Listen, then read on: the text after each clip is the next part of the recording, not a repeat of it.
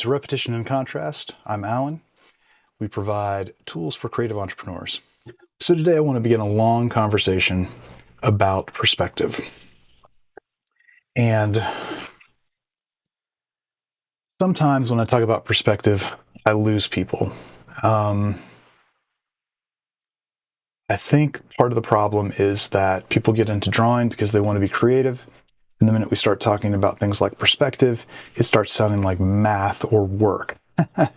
And what I want to encourage you with is this idea that you'll simply be able to draw more stuff if you know at least a little bit about perspective. There are a lot of people, a lot of great artists who kind of cheat their perspective once they understand the basics. They're often running. There are some artists that make it their entire game and get really, really involved into the nitty-gritty of it. And we'll talk about that over time, but definitely not today. Today, what I want to challenge you with at the very, very beginning of talking about perspective is figuring out this idea of one-point perspective. So one-point perspective is where we usually start when we start talking about perspective. There's two-point perspective, three-point perspective, multi-point perspective. And we can talk a lot about how all of this works, but the reality of it is that at the very beginning, you only need to know a couple of basic ideas. The first basic idea that you need to know is that the way that you see what's directly in front of your eyes is described as the cone of vision. So you see very narrowly around your eyes, and then as we get further in the distance, you can see more stuff. That cone gets wider. And it's circular. And whatever is in the precise center of your cone of vision is what, for our purposes today, I'm going to call the horizon line, but it's really the center of the cone of vision. A lot of times when we begin talking about perspective, we use this nomenclature of talking about the horizon line so that we can help people understand where the center of the cone of vision is in this particular image. But the reality of it is that when you're seeing things in one-point perspective in real life, what you're really using as the point that all of those parallel lines are receding in space towards is possibly not the horizon line. It is going to be the center of your cone of vision. And so where those lines are receding in space could be different depending on where you're physically positioned, thus your perspective, right?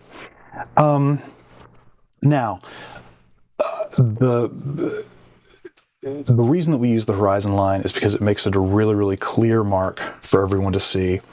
And what I'm going to do in order to try to illustrate this idea, and I hope that you're going to do this as well, is draw a line in approximately the center of this page.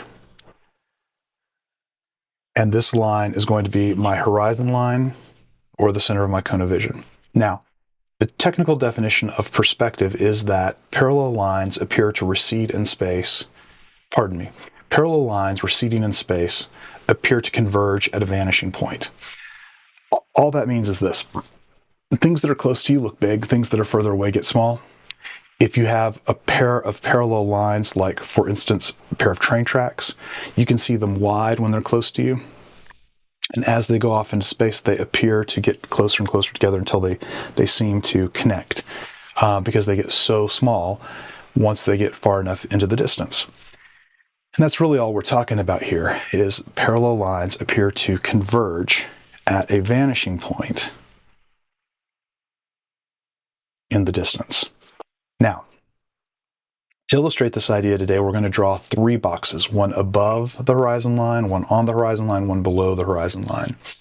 This is a super typical exercise that most students do when they're first trying to understand perspective.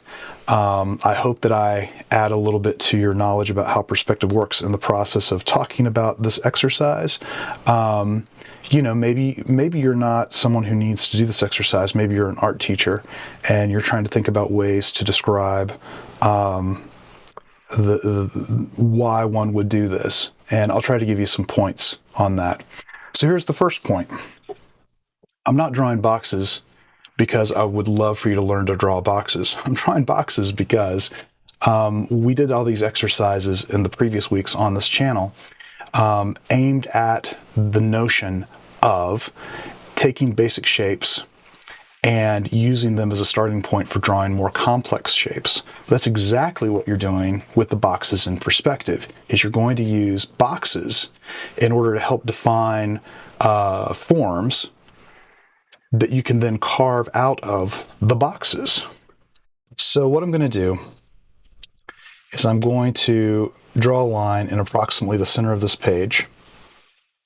It is my horizon line, or the center of my cone of vision. And then I'm going to put an X sort of approximately in the center of the page, and that's going to be my vanishing point. And what I mean by vanishing point is that all the lines that can recede in space, all the parallel lines that are receding in space, that are going backwards in space, are going to appear to converge at this vanishing point. Okay, so what I want to do is I want to draw a box above my horizon line. And the deal with this box is that I'm just going to draw the front face. Since I know that my lines that are not receding in space towards the vanishing point are all going to be either parallel or perpendicular to my horizon line, that makes this first box really, really simple.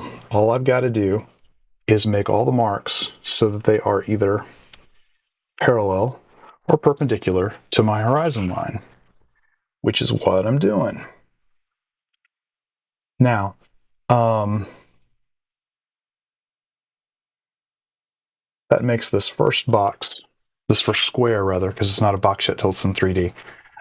It makes this first square really, really easy to draw because all the marks are either parallel or perpendicular to the horizon line. Now, the edges of the box that are going backwards in space, those marks, those lines, those edges need to appear to converge at the vanishing point. I should mention one of the things I really like when I'm doing any kind of perspective drawing is I really, really, really like having a transparent ruler. It makes the whole gig a million times easier. Okay, now that I have these marks, I'm going to make an arbitrary mark that is parallel to my horizon line, and that is going to tell me where the rest of the back face of this square is going to go. Now remember, the back face of this is not receding in space. It's further back in space than my front square, so therefore it will be smaller than my front face of this box. But it is not it's not receding in space. So all of the marks relevant to it should be either parallel to or perpendicular to the horizon line. Now what I'm going to do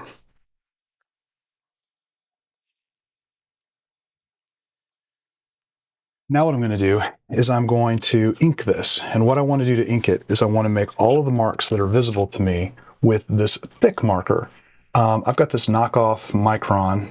I'll probably put a link to them in the comments on this video. I'm not a big marker guy. By the way, I use markers in an incredibly limited capacity when I'm drawing for things that I actually care about. But I'll talk about how I use them in a future video. But for the purposes of this exercise, this 1-point perspective exercise, what I'm going to suggest to you is that you use a thicker marker, something with a somewhat thick line to represent the marks, the edges of this box that you can see.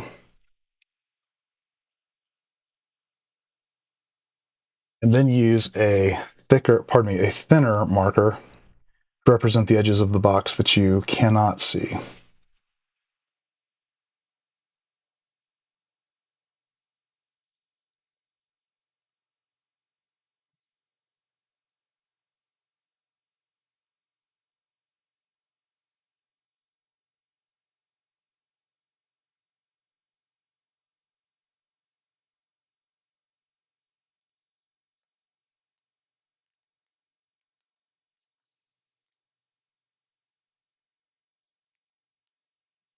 So here I go with my thinner marker.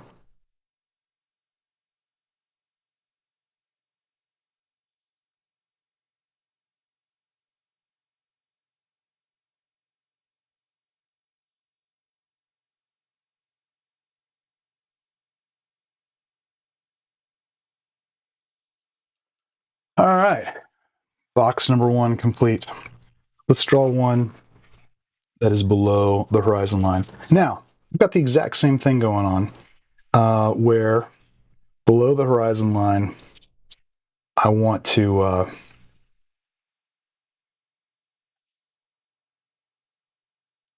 set up a front face with all marks that are either parallel or perpendicular to that horizon line.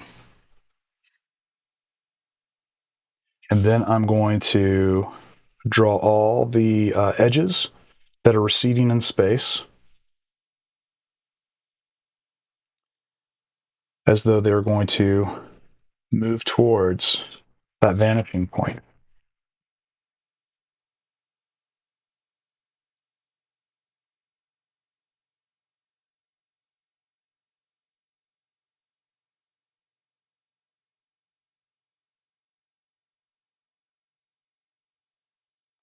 Now I'm going to make an arbitrary mark. This time I'm going to do one that is perpendicular to my horizon line.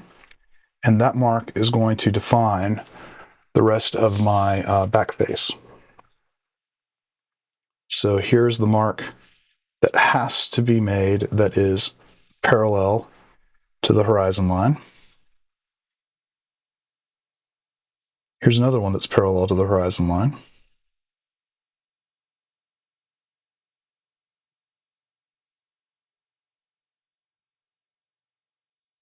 And you will see that those two end up connecting as a result of just the way the rules work.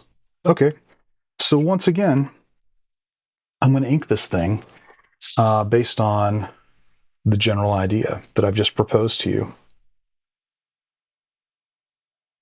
That all of the edges that I can see, I'm going to draw with a thicker mark. By the way, I'm drawing this on insanely, like the absolute wrong kind of paper for this exercise. The nicest paper I had in the room that I wanted to use so that you could really see how this works was watercolor paper. So I'm using that, and the problem with watercolor paper is it just eats up whatever media you put on it, because it's designed to absorb all that water. And so I've got to overdraw these black marks so many times to make them pop. Usually when I do this exercise, I do it with like some kind of printer paper, but I don't have any large printer paper, and I wanted to do the exercise really large to make sure that it showed up well on the camera.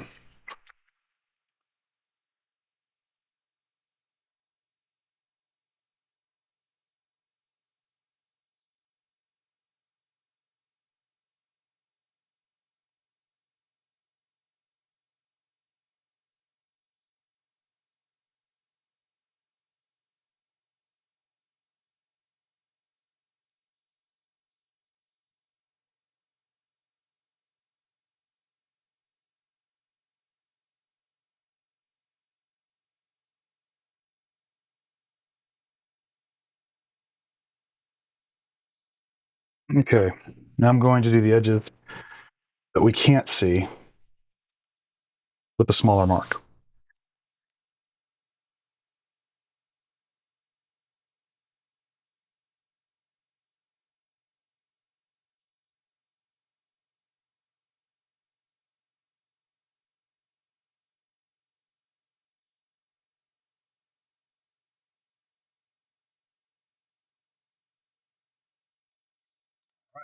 Now I've got one square left, and that one is on the horizon line. Now, my suggestion to you when you drew this last box is for you to design it so that it sits either somewhat above or somewhat below the horizon line, as opposed to being centered on the horizon line, and that's only so that you can really see the three-dimensionality of it when you finish it. If you put it in the dead center of your drawing, what you're really going to see is just the front face. Everything else will be everything else will be on the back side of it. So you won't really see the three-dimensionality of the thing that you're creating very easily. There we go. So once again, all of my front face has to be either parallel to or perpendicular to my horizon line. So now I'm going to draw all of the edges that are moving backward in space.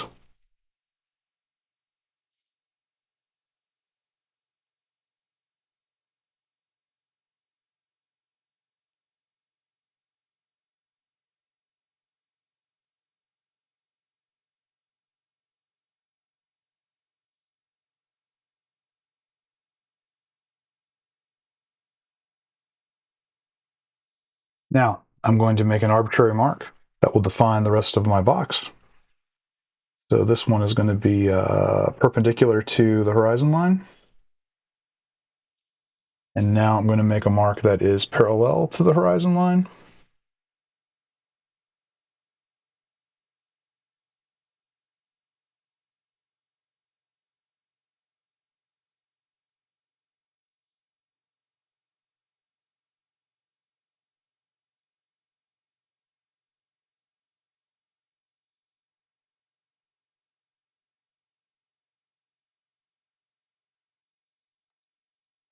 All right. Let's ink that bad boy.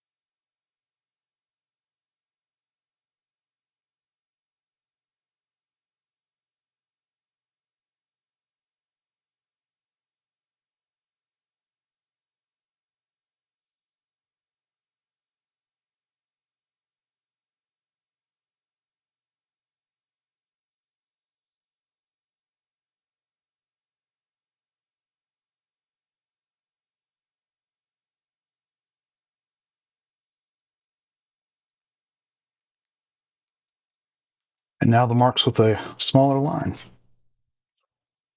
Things that are on the other side of this that I can't see.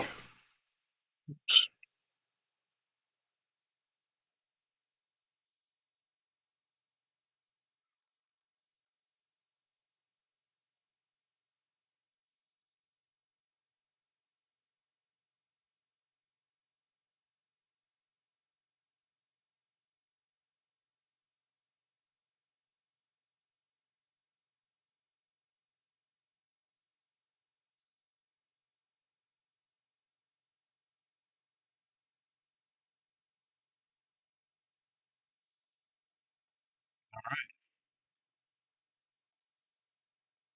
And that's the beginnings of one-point perspective. Next time, what we're going to do is we're going to do another standard one-point perspective exercise having to do with drawing your name. So it's more of a designer exercise than a drawing exercise. And then we're going to do the classic exercise, which is drawing a hallway in one-point perspective. And hopefully that's when these boxes and how to carve shapes out of the boxes are going to start making sense to you.